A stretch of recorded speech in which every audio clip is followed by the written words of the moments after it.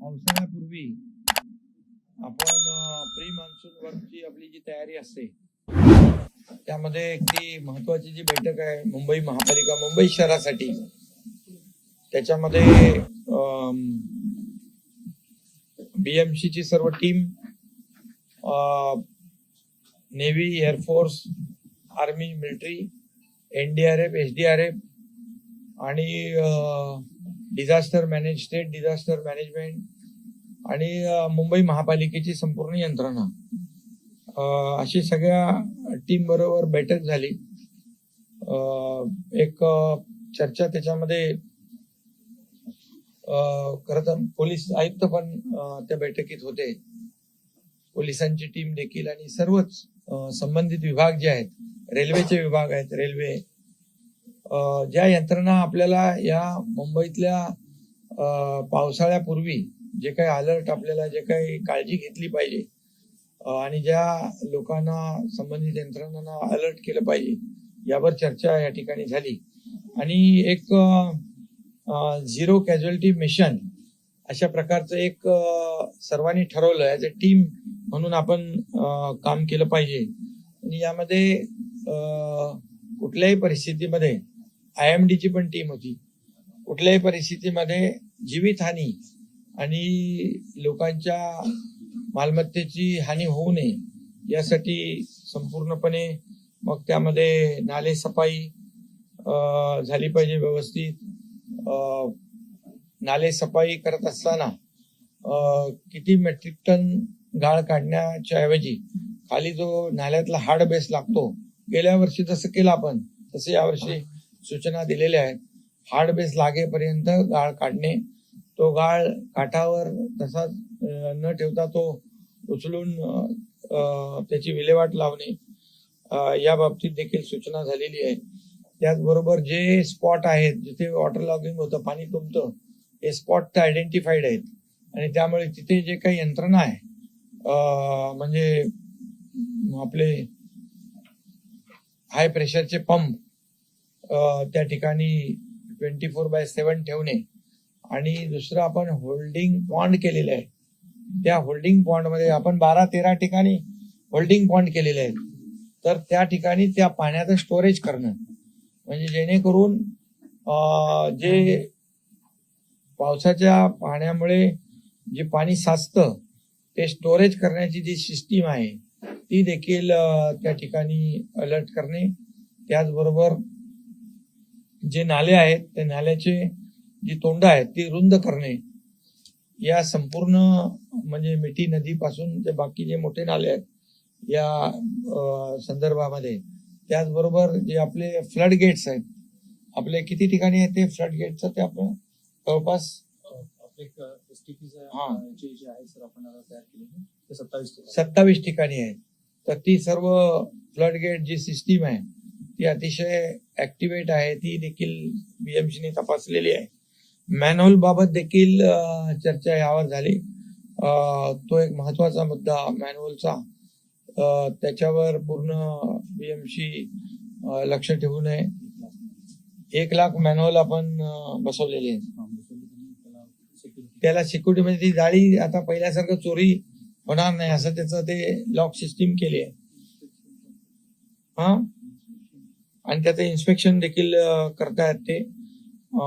त्याच्याबरोबर फुटपाथवरच्या जाळ्या ज्या आहेत ती ढाकणं आहे, त्याच्या बाबतीमध्ये फुटपाथच्या ढाकणं चोरी होऊन तिथे अपघात होऊ नये या बाबतीत देखील चर्चा झाली. त्याचबरोबर खड्डे रस्त्यावरचे, ते खड्डे जे आहेत ते मास्टिकने खड्डे पूर्णपणे खड्डेमुक्त रस्ते, आणि जिथं काम सुरू आहे त्या कामाच्या मुळे तिथे पाणी साचू नये त्याची देखील काळजी, ती लेवल वगैरे ते करण्याच्या सूचना दिलेल्या आहेत, जेणेकरून रस्त्यावर खड्डा नाही आणि जे रस्त्याची कामं सुरू आहेत तिथे देखील लोकांना त्रास होऊ नये याची काळजी घेतली जाईल. त्याचबरोबर होर्डिंगच्या संदर्भात देखील चर्चा झाली. Illegal hoardings, without permission hoarding आणि नॉर्म्स पेक्षा जास्तीची होर्डिंग लावली किंवा साईज मोठी आहे त्या बाबतीत देखील कारवाई करण्याच्या सूचना ऑलरेडी दिल्या होत्या. त्याची आजही चर्चा या ठिकाणी झाली आणि ते अनधिकृत होर्डिंग कापणे आणि त्याच्यावर FIR लॉन्च करणे या देखील सूचना झाल्यात. कारण त्याच्यात जी काही जीवितहानी होऊ नये आणि झालेली घटना जी आहे दुर्घटना त्याची पुनरावृत्ती होऊ नये यासाठी देखील सूचना दिलेल्या आहेत. त्याचबरोबर रेल्वेच्या संदर्भात देखील रेल्वेची यंत्रणा जी आहे, रेल्वेच्या हद्दीतले नाले आहेत, एअरपोर्टच्या हद्दीतले नाले आहेत, त्याचबरोबर आपलं म्हाडा आहे, MMRD आहे, या सर्व यंत्रणा आहेत त्यांना देखील त्यांच्या हद्दीमध्ये जे जे काही पावसाळ्यापूर्वी कामं करायची आहेत ती सर्व करण्याच्या सूचना दिल्या. त्याचबरोबर पाणी तुंबून रेल्वे बंद पडल्यास त्या ठिकाणी मागच्या वेळेस जसं आपण BST ची सर्व्हिस दिली होती तशाच सर्व्हिस पुन्हा त्या ठिकाणी प्रोव्हाइड करण्याच्या सूचना दिलेल्या आहेत. त्याचबरोबर दरड लँडस्लाइड ज्या ठिकाणी होऊ शकते त्या ठिकाणी देखील आपण BMC चे जे वॉर्ड ऑफिसर आहेत त्या त्या एरियातले सहाय्यक आयुक्त आणि वॉर्ड ऑफिसर बरोबर ना त्यांना सूचना दिलेल्या आहेत की ते कसं प्रोटेक्ट करता येईल. त्यांना तर सुरक्षित स्थळी हलवणं हा विषय आहे, परंतु एक आम्ही युद्ध पातळीवर तिथे सेफ्टी नेटने आपण ते सुरक्षित करू शकतो का या संदर्भात देखील चर्चा झाली आणि त्या संबंधित एजन्सीला बोलवून तशा प्रकारच्या सूचना देण्याचं ठरलंय. आणि जे लोक बाधित होतील त्यांना राहण्याची व्यवस्था करण्यासाठी एकतर BMC, म्हाडा आणि MMRD ला सूचना दिल्यात की आपण जे ट्रान्झिट कॅम्प बनवतो फ्री फॅब मध्ये ते युद्ध पातळीवर आपण करा. त्याचबरोबर म्हाडा MMRD कडे काही घरं आहेत जी PAP ची घरं आहेत, ती PAP ची घरं त्यांची डागडुजी करून, म्हाडाकडे काही सदनिका आहेत त्याची डागडुजी करून या लोकांना तात्पुरती जी काही निवाऱ्याची व्यवस्था आहे मग तिथे कुठे शेड खाली किंवा शाळेमध्ये असं जे काही त्यांची व्यवस्था करावी लागते ती काही व्यवस्था त्यांची बरोबर नसते, त्यामुळे अशा प्रकारची व्यवस्था करण्याच्या सूचना दिलेल्या आहेत. संरक्षक भिंती ज्या आहेत त्या देखील त्या विभागाने त्याची काळजी घेऊन त्या प्रोटेक्ट करणे या बाबतीत देखील सूचना या ठिकाणी दिलेल्या आहेत. बाकी मला वाटतं एक हॉटलाईन जी आहे ती आणि एक ऍप तयार केला आपण, तो तिथे बाबा कुठे कचरा आहे, गाळ आहे, रेल्वेमध्ये आपल्या नाल्यामध्ये किंवा डेब्रिज आहे तर ते फोटो अपलोड करायचे, त्याची ताबडतोब दखल घेऊन त्याची कारवाई त्या ठिकाणी होईल अशा प्रकारचं देखील एक सूचना दिलेल्या आहेत मला वाटतं. आणि जिथे 4.5 मीटरच्या लाटा उंच लाटा येतात ते जे स्पॉट आयडेंटिफाय आहेत त्या ठिकाणी पोलीस आणि कॉर्पोरेशन यांनी मिळून तिथे लोक जाणार नाहीत, लोकांना अलर्ट देणं, लोकांना सूचना देणं जेणेकरून जीवितहानी होणार नाही यासाठी ते देखील अशा सूचना दिलेल्या आहेत जेणेकरून कुठेही जीवितहानी होऊ नये या संबंधामध्ये सर्व या ठिकाणी निर्णय घेतलेले आहेत. आणि तशा प्रकारचं मुंबई महापालिकेने अगोदरच तशा प्रकारची मीटिंग देखील घेतली आहे आणि त्या मीटिंगमध्ये पूर्णपणे मुंबई BMC ची यंत्रणा सज्ज ठेवलेली आहे. मला वाटतं ह्या सर्व यंत्रणांनी एक टीम बनून काम केलं तर कुठलीही जीवितहानी, कुठलाही अपघात, इन्सिडेंट होणार नाही अशा प्रकारचा विश्वास या ठिकाणी मी व्यक्त करतोय. नाले सफाई जी आहे अजून सुरू आहे. नाले सफाई 100% झाली असं कोणी आता BMC ने पण सांगितलेलं नाही, पण मी त्यांना सूचना केलेली आहे की हार्ड बेस लागेपर्यंत आपण गाळ काढणे आवश्यक आहे. कारण गाळ काढला तर पाण्याचा फ्लो जो आहे त्याची कॅरिंग कॅपॅसिटी वाढते आणि मोठ्या प्रमाणावर तिथे पाणी तुंबणार नाही. आणि जे नाल्याचे मेन शेवटचं जे तोंड आहे तिथे देखील होल्डिंग पॉन्ड प्रमाणे जर आपण मोठ्या प्रमाणावर खोदलं, साईज वाढवली म्हणजे खोली वाढवली तर तिथे येणारा गाळ कचरा तिथे साचून पाठीमागे पाणी भरणार नाही या संदर्भात देखील सूचना दिलेल्या आहेत. आणि सर्व वॉर्ड ऑफिसर, सहाय्यक आयुक्त यांनी आपापल्या विभागामध्ये पूर्णपणे 100% नाली सफाई होईल याची जबाबदारी त्यांनी घ्यायची आहे. मागच्या वेळेस देखील मी म्हणालो जे चांगलं काम करतील त्यांना खरंच आपण गेल्या वेळेस देखील पाऊस भरपूर झाला परंतु पाणी साचण्याचे प्रकार कमी झाले. त्यामुळे जे अधिकारी यावेळेस देखील त्यांची जबाबदारी पूर्णपणे प्रामाणिकपणे पार पाडतील अशा प्रकारचा विश्वास आहे. आणि जे काही कामामध्ये हयगय करतील त्यांच्यावर देखील कारवाई होईल. कारण शेवटी लोकांना त्रास होऊ नये हा उद्देश राज्य सरकारचा आणि महापालिकेचा, पोलीस यंत्रणेचा आणि संबंधित सगळ्यांचा. म्हणून अतिशय महत्वाची बैठक आज आपण घेतली होती.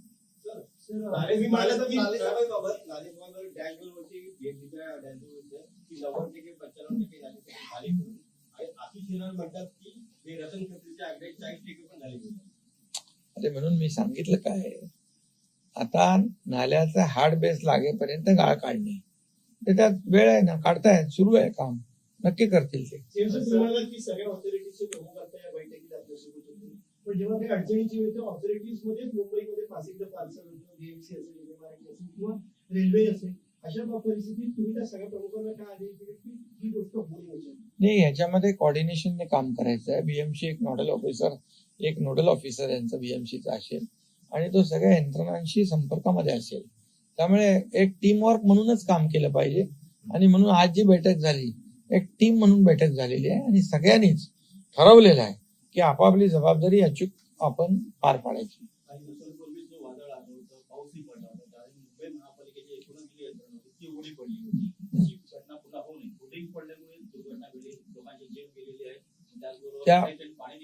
त्या बाबतीत देखील सूचना दिलेल्या आहेत की फक्त मुंबईत नाही पूर्ण राज्यभरामध्ये अशा प्रकारचे without licence, without permission hoarding आहे, नॉर्म्सच्या बाहेर मोठी होर्डिंग लावलेली आहे.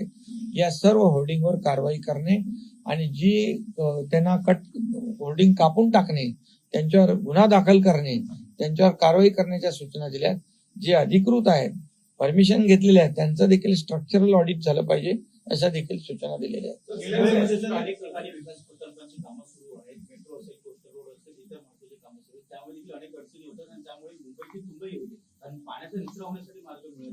तुंबई आता तुम्ही आता म्हणजे पाऊसच नाही पडला तर लगेच तुंबई नाही होणार. आणि त्या सर्व यंत्रणांना सांगितलेलं आहे की आपापली जबाबदारी पूर्ण पार पाडा. सर्व यंत्रणांना सांगितलंय तुमची जिम्मेदारी तुम्ही पार पाडायची आहे. तुमच्यामुळे पाणी साचलं तर कारवाई होणार.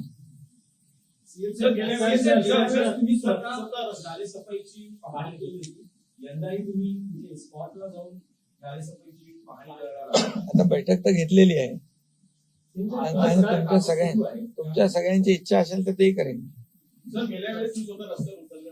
नाले सफाई चांगली होईल.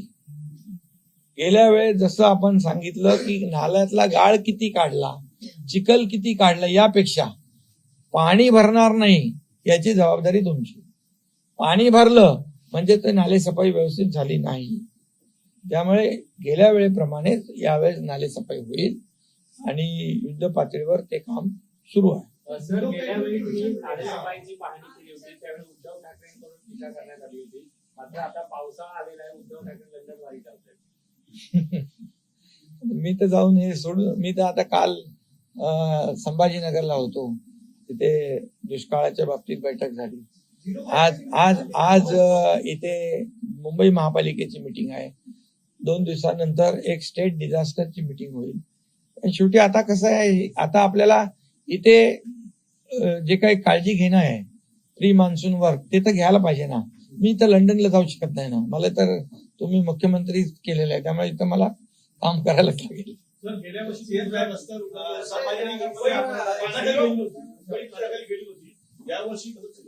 बिलकुल दिसणार, तसंच दिसणार. कारण सगळं जे काही तिथे पंप पाहिजे ते अलर्ट, ते सगळे ती व्यवस्था बीएमसीने चेक केली आहे. होल्डिंग पॉन्ड आहे, तिथली परिस्थिती केलेली आहे. सगळी यंत्रणा जी आहे, फ्लड गेट आहेत, हे सगळं ऍक्टिव्हेट आहे की नाही हे तपासणी केलेली आहे. आणि मी आयुक्तांना आणि सर्व अधिकाऱ्यांना सांगितलेलं आहे की याच्यामध्ये आपल्याला जास्तीत जास्त जेवढा आपण गाळ काढू, तो जेवढा चिखल काढू, तेवढा पाणी वाहून जाण्याचा जी कॅपॅसिटी ती वाढते, कॅरिंग कॅपॅसिटी, त्यामुळे पाणी भरत नाही. आणि होल्डिंग पॉइंटमुळे जे पाणी समुद्रात जेवढं आता जेव्हा भरती असते, समुद्रही पाणी घेत नाही, मग त्यावेळेस काय, ते होल्डिंग पॉइंटमध्ये पाणी घेतो आपण, मग त्यामुळे पाणी तुंबत नाही. त्यामुळे हे सगळे प्रयोग आपण केलेले आहेत.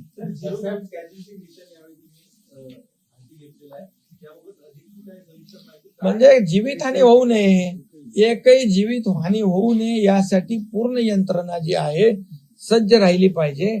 यासाठी अगदी मिलिटरी पासून, नेव्ही पासून, एअरफोर्स पासून, एनडीआरएफ, एसडीआरएफ, फायर ब्रिगेड, सगळे पोलीस यंत्रणा, सगळे, ही जिम्मेदारी माझी नाही असं कोणी म्हणत नाही.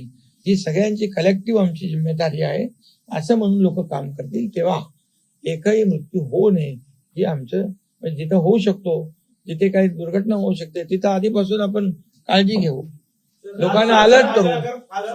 आयएमडी आणि आपला फोरकास्ट जो आहे त्यांना आयएमडी ला सांगितलंय तुमची सगळी यंत्रणा सिस्टीम अलर्ट ठेवा. लोकांना आधीच आपण सांगू, अरे बाबा आता वादळ येणार आहे किंवा काय पाऊस, अतिवृष्टी येणार आहे, हे सगळं. म्हणजे त्यामुळे लोक पण काळजी घेतील.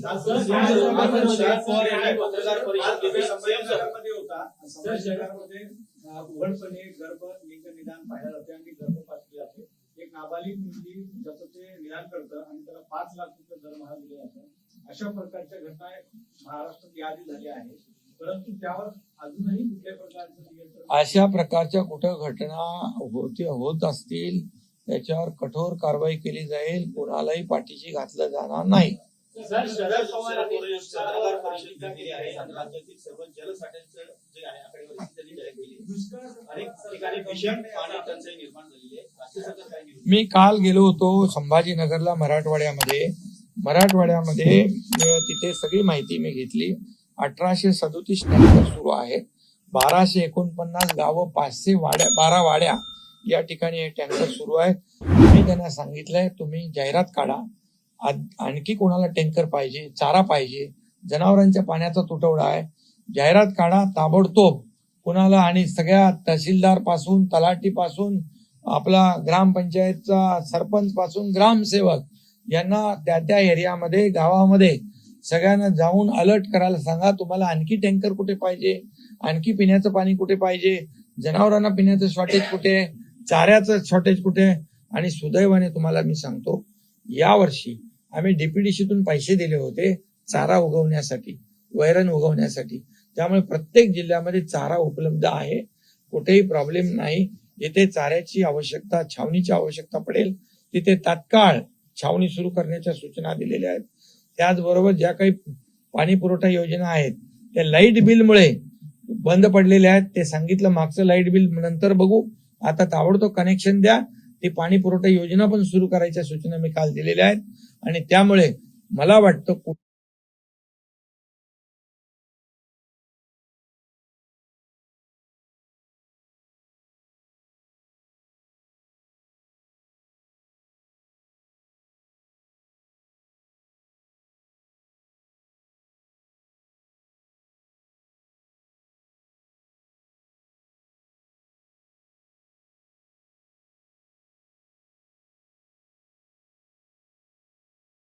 आणि म्हणून त्याही सूचना दिल्या आहेत. कुठे अतिवृष्टी होईल, कुठे विजेचा म्हणजे तारा तुटून वीज पुरवठा खंडित होईल, तिथे त्या डिपार्टमेंटला पण सूचना दिल्या आहेत. आता वीज पुरवठा खंडित झाला आणि 24 तास तसेच पडले असं होता कामा नये.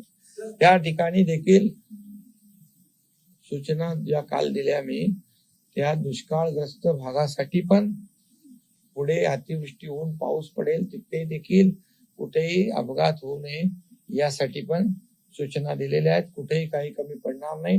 डिझास्टर मॅनेजमेंटला आणि जिल्हाधिकाऱ्यांना सूचना दिल्यात. कुठे तुमच्याकडे काही राहून गेलं तर जिम्मेदार तुम्हाला धरू अशा प्रकारच्या देखील काल मीटिंग मध्ये सूचना आम्ही दिलेल्या आहेत. सर, तुम्ही सूचना दिल्यानंतर शरद पवार म्हणतात की सरकार गंभीर नाहीये. अरे बाबा, त्यांनी पवार साहेबांनी आज बैठक घेतली, मी कालच घेतली बैठक. त्यामुळे पवार साहेबांनी जे काही सांगितलेलं आहे त्याची अंमलबजावणी मी कालच करायला सांगितली आणि महाराष्ट्रातल्या तमाम सगळ्या कलेक्टर आणि डिव्हिजनल कमिशनरना सांगितलंय अतिवृष्टी अवकाळी होईल तर तुरंत पंचनामे, तुरंत त्यांना नुकसान भरपाई. जिथे चारा टंचाई आहे, पाणी टंचाई आहे, जनावरांना टंचाई आहे, ताबडतोब तिथे ऍक्शन झाली पाहिजे. तिथे कुठल्याही प्रकारची हायगाय करता कामा नये. त्यांना पैशाची व्यवस्था आम्ही करून दिलेली आहे.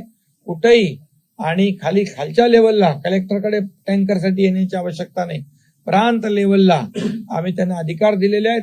तिथे वाढीव टँकर पाहिजे, वाढीव चारा पाहिजे, तिथल्या तिथे करायचं. औषधाचा साठा कमी पडू नये त्याच्या सूचना दिलेल्या आहेत. शरद पवारांनी आरोप केला की बैठकीला पालकमंत्री उपस्थित नव्हते. कुठले पालकमंत्री? अरे बाबा, पालकमंत्री आता निवडणुकाचा उमेदवार होते, ते त्यांना कुठं बोलवणार आणि ते ऍडमिट आहेत हॉस्पिटलला. सर, मान्सून येत आहे आणि शेतकऱ्यांना कर्ज उपलब्ध करण्यासाठी बँका ज्या आहेत सिबिलची अट टाकली आहे. सिबिलची अट वारंवार रद्द करा अशी मागणी आहे. यावेळेस राज्य सरकार शेतकऱ्यांना पीक कर्ज देण्यासाठी सिबिलची अट रद्द करेल का? बिलकुल त्यावर काम गव्हर्नमेंटचं चाललेलं आहे. बँकांशी आमचे लोक बोलतायत. शेतकऱ्यांना नेहमी आम्ही मदत केलेली आहे. आतापर्यंतच्या इतिहासामध्ये आमच्या सरकारने शेतकऱ्यांना नुकसान भरपाईपोटी 15,000 कोटी रुपये वाटले. त्याचबरोबर 6,000 रुपये दर वर्षाला आम्ही देतो आणि 1 रुपयामध्ये पीक विमा देतो. इतर ज्या योजना मागेल त्याला शेततळ, ठिबक सिंचन सगळं देतो आणि ह्या सगळ्यामध्ये 35,000 कोटी रुपये शेतकऱ्यांना देणार हे पहिलं सरकार आहे. सर, आपण त्यामुळे वाऱ्यावर शेतकऱ्यांना आम्ही सोडलं नाही, सोडणार नाही. सिबिल रद्दबाबत काही अरे त्याच्यावर काम चालू आहे ना बाबा. सर, काल बोरिवलीमध्ये जी दुर्घटना घडली त्याची काही विशेष चौकशी होणार काय? का? काल जी घटना घडली बोरिवलीमध्ये दुर्घटना घडली त्याची काही मी स्वतः तिकडे गेलो.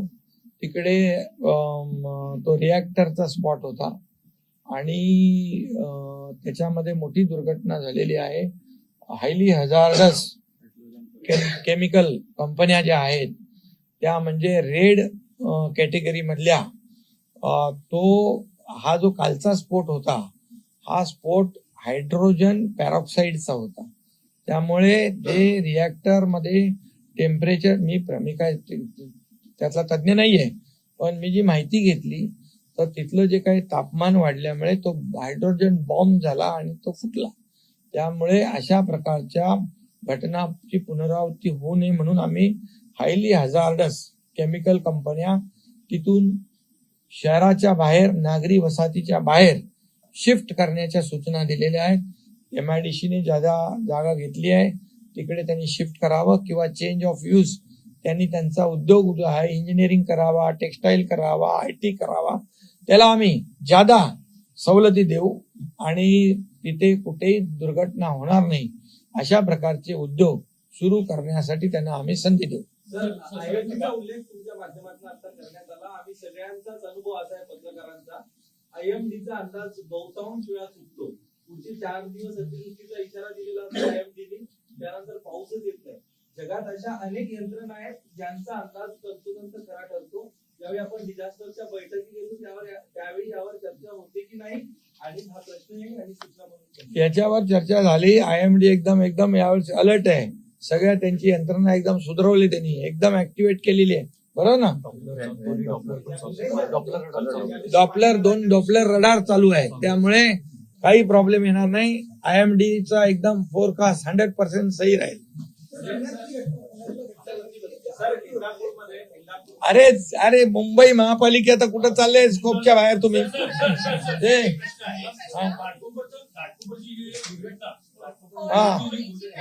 होर्डिंग बीएमसीचं जे धोरण आहे ते रेल्वेला मान्य नाहीये. त्याच्यामुळे मोठे होर्डिंग्स आहेत ते अजूनही रेल्वे अधिक आहेत, ते काढण्यात आलेले नाही. त्या बाबतीमध्ये आता रेल्वेचे अधिकारी इकडे होते, त्यांना सांगितलेलं आहे आम्ही बिलकुल ह्याच्यामध्ये 7 होर्डिंग कापून टाकलेले आहेत आणि रेल्वेला पण सांगितलंय तुम्ही BMCचे जे नियम आहेत, गाईडलाईन आहेत,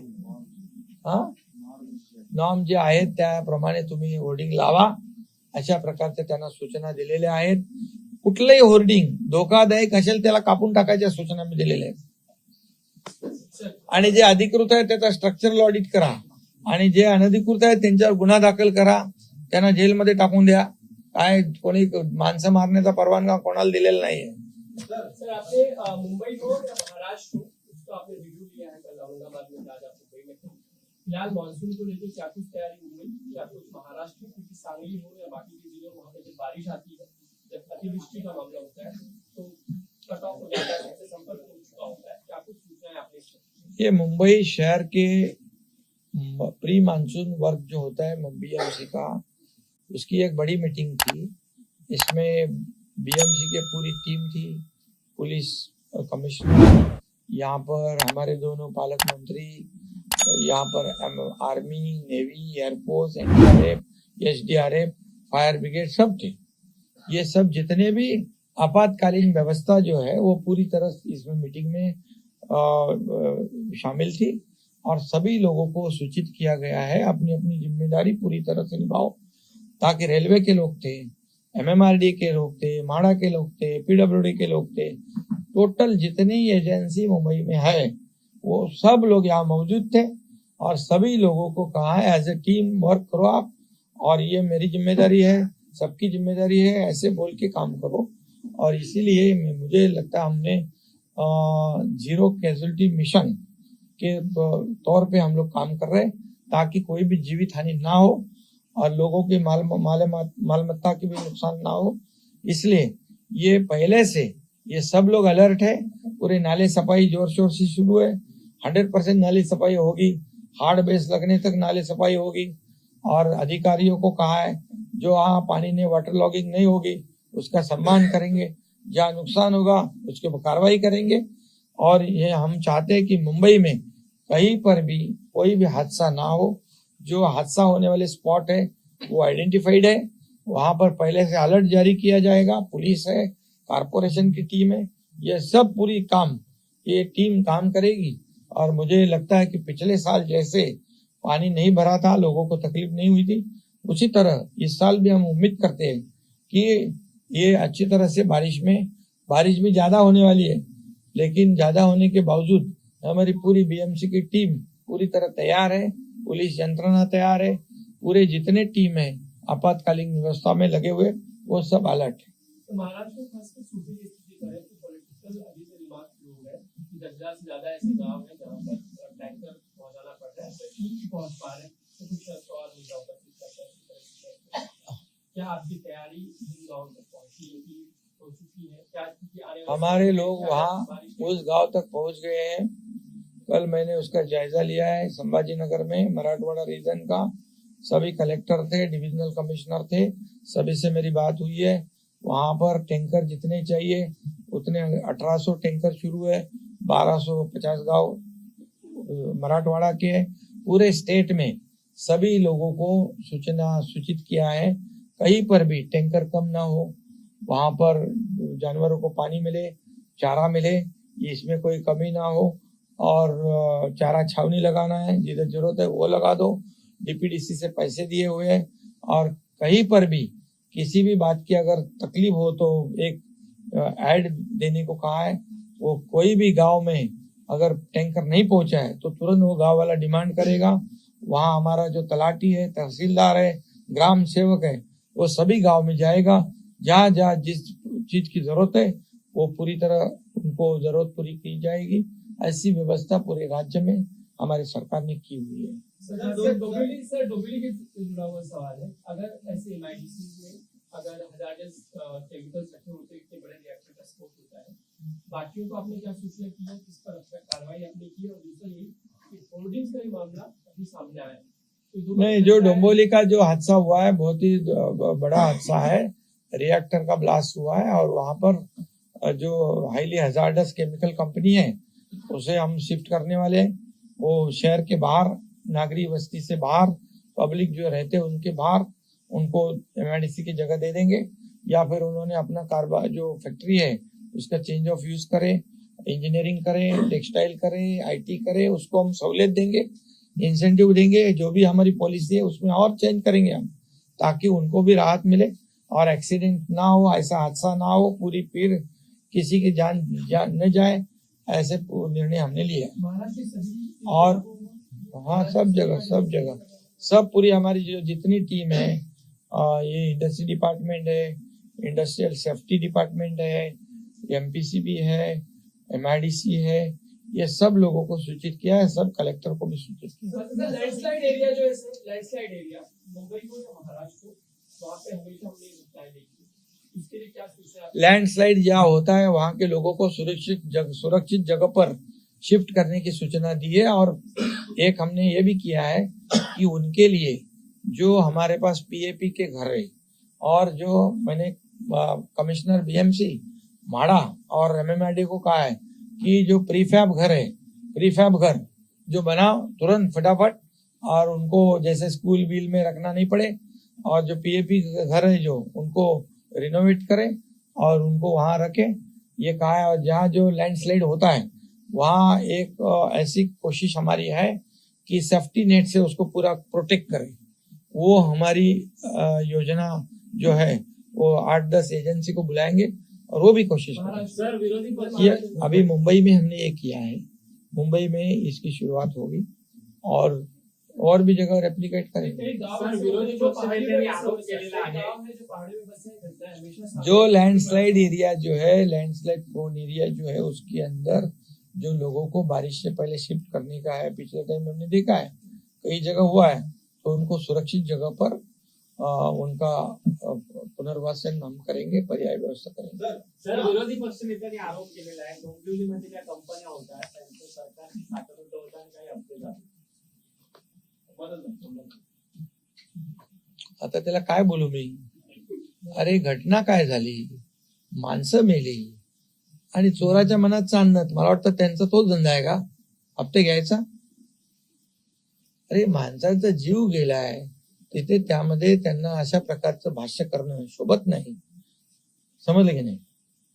सर 2 वर्षात मुंबईची जशी सिमेंट वापरते होती, अशी 2 वर्षांपूर्वी आपण म्हटलं होतं शहरामध्ये अजून काम सुरू झालेलं आहे, सिटीमध्ये 25 ते 30% काम झालेलं आहे, काय म्हणाल? पहिल्यांदा मुंबईच्या इतिहासामध्ये मी मुख्यमंत्री झाल्यानंतर पहिल्यांदा बीएमसी आयुक्तांना बोलवलं, या मुंबईतले 100% रस्ते कॉन्क्रीटचे झाले पाहिजे. आणि त्याच्यात आमच्याकडे तेव्हा गगराणी होते माझ्याकडे सीएमला, आणि आता आपण जवळपास 1224 किलोमीटर लांबीचे सिमेंट कॉन्क्रीटचे रस्ते करायला सुरुवात केलेली आहे. दुसरी गोष्ट, सेकंड फेज जो आहे टोटल उरलेला, तोही आपण टेंडर झालं, त्याचं टेंडर फायनल झालं आणि त्याचे रस्ते कॉन्क्रीटचे रस्ते होतील. पुढच्या 2-2.5 वर्षामध्ये तुम्हाला एकही खड्डा दिसणार नाही, एकही डांबरी रस्ता दिसणार नाही. 100% सिमेंट कॉन्क्रीटचे रस्ते होतील. 25, 30, 40 वर्ष मुंबईकरांना खड्ड्याचा प्रवास करावा लागणार नाही. हे मुंबईच्या इतिहासात पहिल्यांदा आम्ही निर्णय घेतलेला आहे. आतापर्यंत डांबराचे रस्ते करत होते, रिपेरिंग करत होते, दरवर्षी त्याच्यावर खर्च करत होते. आतापर्यंतचा खर्च मी बघितला तर 10 ते 15 वर्षामध्ये 3,500 कोटी रुपये रिपेअरवर खर्च केलाय. काळ्याचं पांढऱ्याचं काळं, पांढऱ्याचं काळं, काळ्याचं पांढरं. काय हे रस्ते आधीच करायला पाहिजे होते, मग हे का केले नाही याचा जरा विचारा तुम्ही. हा, अरे कोणाला विचारायचं तुम्ही विचारा, तुम्हाला माहित आहे ना मुंबई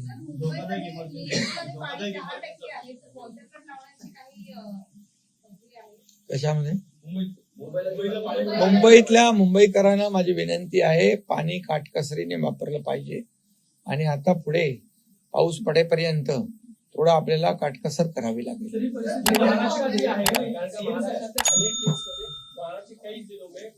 बारिश गिरेगा, अभी जल्दी बारिश गिरेगा, आपको सबको खुशखबर मिलेगी, जल्दी बारिश होता है.